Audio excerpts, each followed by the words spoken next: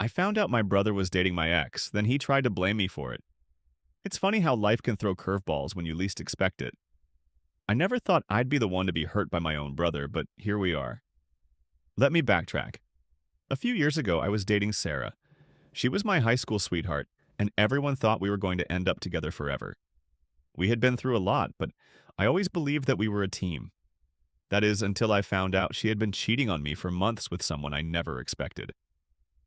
When I found out, it hit me like a freight train. It wasn't just about the infidelity, it was the fact that I had trusted her with everything. My whole life was intertwined with hers, and I thought we had a future together. The betrayal stung, and it left me feeling worthless, like I wasn't good enough. I tried to move on as best I could, but it was hard. We had mutual friends, and every time I saw Sarah, it was like a punch to the gut. Still, I had to let her go. She wasn't the person I thought she was. A few months passed after the breakup, and I was getting my life back on track. I started focusing more on my job and spending time with my friends. Everything was starting to feel normal again. That was until one night I ran into Sarah at a mutual friend's party. I wasn't excited to see her, but I didn't let on. I kept it civil and tried to avoid her for most of the night. And that's when I saw him. My brother Jake was there. He was sitting at a table with Sarah laughing and talking like they were old friends. I didn't think much of it at first. It wasn't unusual for Sarah to be at the same party as me. But the fact that she and Jake were sitting together, talking so comfortably, made me uncomfortable. My brother was someone I had always been close to, but that night something felt off. I didn't confront them then. I let the night go by, but my mind was racing. I knew Sarah had a history of dating around, but I didn't think she'd cross this line. The next morning, I woke up to a text from Jake. It was one of those long, weirdly worded messages where he was trying to apologize for not hanging out with me at the party. But there was something in it that stood out. Hey, just wanted to let you know I'm seeing someone now. Don't be mad, but it's Sarah. I didn't want to tell you this way, but I figured I should. My stomach dropped.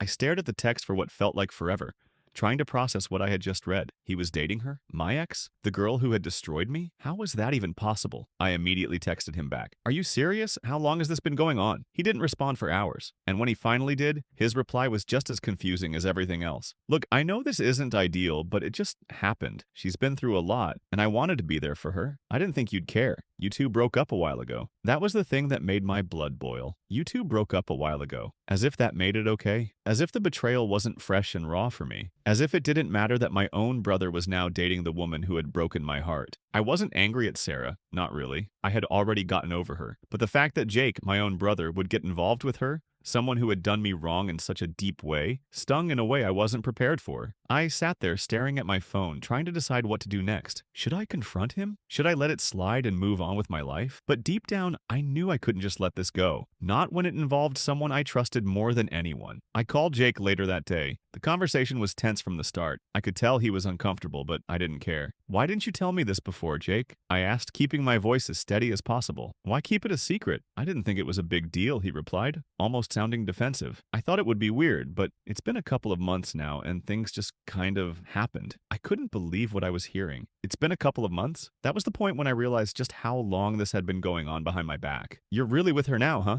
I asked, feeling the weight of the question in my chest. Yeah, I am, he answered, this time a little more softly. I didn't want to hurt you, but it's happening, and I don't want to keep lying about it. I took a deep breath, trying to calm myself. Jake, I don't care if you're with her. I care that you didn't tell me, that you didn't think it would bother me. You're my brother. You're supposed to have my back, not hide things from me. There was silence on the other end. I knew he was thinking, but at that moment, I didn't want to hear his excuses. I just wanted him to understand how badly he'd hurt me. You don't get it, I finally said. She was my ex. You're my brother. And now it feels like both of you have just decided to rub it in my face. I don't know if I can keep this relationship with you the same after this. I ended the call soon after that. I didn't want to talk anymore. What more was there to say? After the conversation with Jake, I spent the next few days in a whirlwind of emotions. Confusion, anger, betrayal. I couldn't shake the feeling that something had shifted between me and my brother. It wasn't just that he was dating Sarah, it was the fact that he hadn't given me a heads up, that he had kept it a secret. I felt blindsided. I didn't know where to place my anger. At him, at Sarah, or at myself for not seeing it coming. For the first few days, I ignored Jake's calls. I needed space. I couldn't handle seeing him right away, but that didn't stop him from trying to fix things. He texted me, left voicemails, and even showed up at my apartment unannounced. But I couldn't bring myself to open the door. Every time I saw his name pop up on my phone, I felt like I was choking. I had to process everything first. Why hadn't he told me? Why didn't he see that this was more than just moving on from Sarah? I had been with her for years. She had been part of my life, part of my family. Now my own brother had crossed that line, and somehow it felt worse than what she had done. At least with Sarah, I could walk away, but Jake was supposed to be my ally, the one person I could trust, the one person who should have had my back, no matter what. But after a few days of silence, I realized that I had to confront him. I couldn't avoid it any longer. If we were ever going to rebuild any kind of relationship,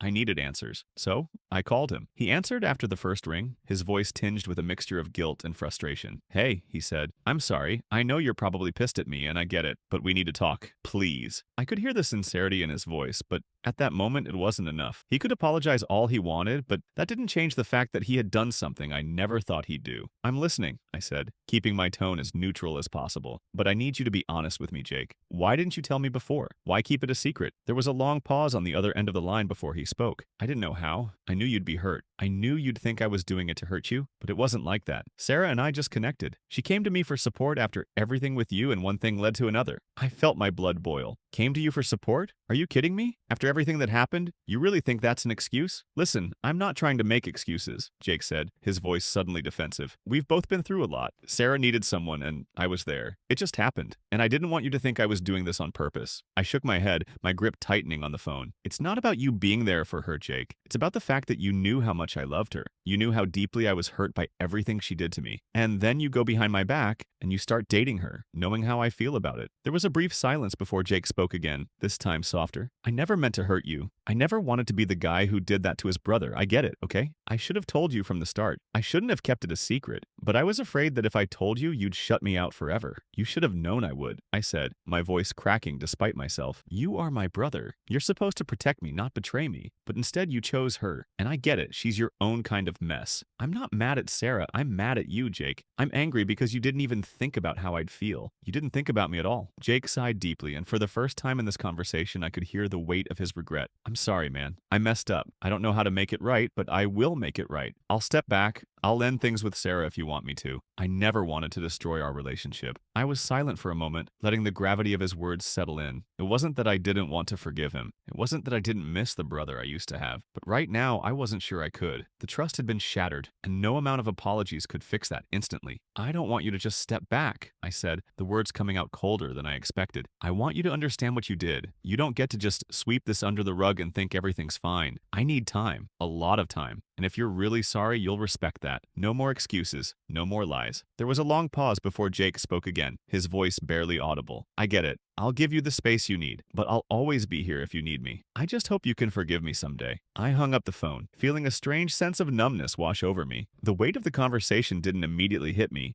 Instead, I felt empty. I wasn't sure if I would ever be able to forgive him, and I wasn't sure if I even wanted to. But one thing was clear, I had to let go of this toxic connection. I couldn't keep trying to fix a relationship that had already been broken beyond repair. If Jake truly wanted my forgiveness, he would have to show me, not just apologize. That night, I sat alone thinking about everything that had happened. I thought about the life I had lost with Sarah, and now I thought about the brother I had lost too. But something inside me shifted. It wasn't just about Sarah and Jake. It was about me, about reclaiming control over my life. I was done letting people walk all over me. I was done letting people I loved dictate how I felt. I was going to take my power back. Whether it was from Sarah, Jake, or anyone else who thought they could use me, I was taking control of my own happiness. And that, I realized, was the first step toward moving on. I didn't speak to Jake for a while after that phone call. Days turned into weeks, and every time I saw his name on my phone, I felt a wave of frustration hit me. I didn't want to talk to him, and honestly, I wasn't sure if I ever would again. The emotional distance between us had grown so large that I didn't even know where to begin fixing it, and part of me didn't want to fix it. He had chosen Sarah over me, and that wasn't something I could just forget. But as the days passed, something started to change inside of me. It wasn't that I had forgiven him, not yet, but But I realized that holding on to the anger, the resentment, wasn't doing me any good. It wasn't making me feel better. It wasn't making anything easier. I was the one stuck in the past, still clinging to a version of my brother that didn't exist anymore. The turning point came one night when I found myself lying awake staring at the ceiling, thinking about the last few months. Sarah and Jake had been a part of my life for so long, but I was tired of letting them control my thoughts. I was tired of living in their shadow. I was done letting them dictate how I felt about myself and the life I wanted. I was done letting anyone, even my own family, make me feel small. It was time to move on. I had already made up my mind. I was going to cut ties with Sarah once and for all. I wasn't going to let her back into my life, and I wasn't going to waste any more time thinking about her. She wasn't worth it. And as for Jake, well, I needed closure. I couldn't keep pretending everything was fine. I needed to know if there was any hope of salvaging what was left of our relationship. I texted Jake that night, finally, after weeks of silence. The message was simple but direct. We need to talk. I don't know what we can salvage, but I can't keep pretending like nothing happened. You need to be honest with me. Are you really sorry, or is this just about fixing things because you don't want to lose me as a sibling? I didn't expect him to reply right away, and he didn't. But the next morning, my phone buzzed with a text from him. I'm sorry, I've been selfish. I don't expect you to forgive me, but I want you to know that I never meant to hurt you. I don't know what else to say, but I'm here if you ever want to talk. I messed up, and I'll accept whatever you decide. I stared at the message for a long time. I wanted to be angry. I wanted to throw my phone across the room and say that I was done with him for good. But part of me knew that wasn't the answer. I had already given up so much for Sarah, for Jake, for everyone else, and I wasn't about to lose myself in this fight too. I texted back, I need time. I don't know if I can forgive you yet, but I need space to figure out what I want. I'm not sure I'll ever be able to trust you the same way, but I need to heal, and I need you to respect that. The message was short, but it was honest. For the first time in weeks, I felt like I was finally standing up for myself, not just with Sarah, but with Jake too. A few days later, I called Sarah. I had been avoiding her for so long, and I wasn't sure what I was going to say, but I couldn't leave it hanging. She answered after the first ring, and I could hear the surprise in her voice. Hey, she said, sounding almost cautious. I didn't think you'd call. I've been thinking, I said, the words coming out with more strength than I expected. I don't think I can keep doing this with you anymore. I can't keep letting you be a part of my life. I thought I could forgive you, but after everything, I just can't. You hurt me in ways I don't think you even understand. I trusted you, and you took that trust and used it against me. There was silence on the other end of the line. It felt like she was waiting for me to soften, to say that I didn't mean it, but I didn't. I wasn't going to let her off the hook this time. I never wanted to hurt you, Sarah finally said, her voice small, almost vulnerable. I never meant for any of this to happen. I don't know. Things got complicated, and I didn't know how to make it right. I couldn't listen to her anymore. You don't get it, Sarah. You don't get to just apologize and think everything will go back to normal. You ruined something that I valued, and you can't take that back. I could hear her breathing on the other end of the line. It wasn't the response I expected, but it was the one I needed. I wasn't going to let her manipulate me anymore. I'm done, I said, my voice shaking with the finality of it. Don't contact me again. I need to move on. We both do. I hung up the phone and sat there, letting the silence settle around me. For the first time in months, I felt lighter. I wasn't carrying the weight of Sarah's betrayal anymore. I wasn't carrying the weight of Jake's secrets. I had taken control of my life, and it felt like a small victory. A few weeks passed, and I found myself focusing more on my own happiness. I spent more time with my real friends, the ones who had supported me through everything. I spent time on things that made me feel good about myself, whether it was my work, my hobbies, or simply enjoying the moments that didn't involve drama. And slowly, I started to heal. The relationship with Jake was still uncertain, but I wasn't rushing it. I knew that it would take time to rebuild the trust we'd lost, if that was even possible. But for the first time in a long time, I felt like I could move forward without the weight of betrayal holding me back. And Sarah? I haven't heard from her since that phone call. I doubt I ever will. But the truth is, I don't need her in my life anymore. I don't need the person who tried to tear me down. I'm better off without her. Sometimes the hardest part isn't cutting someone out of your life. It's realizing you deserve better than the people who have hurt you. And that's exactly what I've learned. I deserve better.